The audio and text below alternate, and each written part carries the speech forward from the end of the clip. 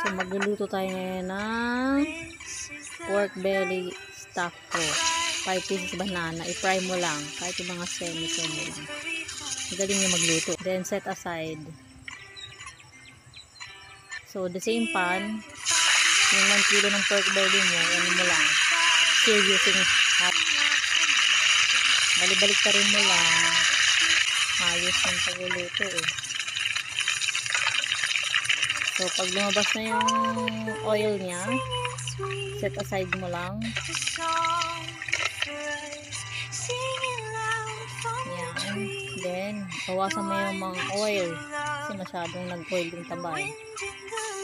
So, magsangkot siya ka lang ng bawang, sibuyas. Saka mo ibalik yung pork belly. Halu-haluin. Sarap to. Lagyan mo ng Del Monte pineapple. Amoy. Sarap-sarap ng amoy. Lagyan natin ng paminta. Toyo.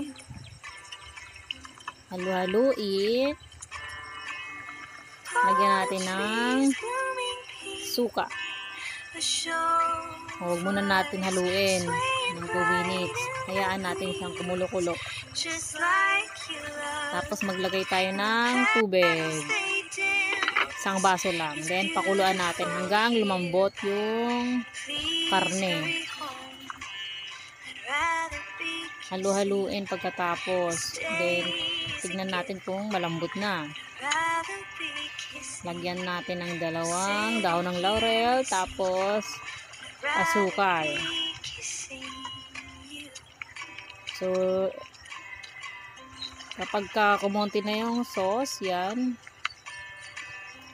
Yan, pag kumonti na yung sauce, lagay na natin yung prinito na saging. Kung gusto mo manghang, lagyan natin ng siling labuyo.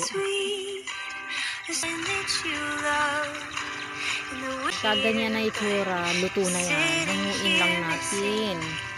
At amoy, ang sarap ng amoy. So, ready na. Ihanda mo na.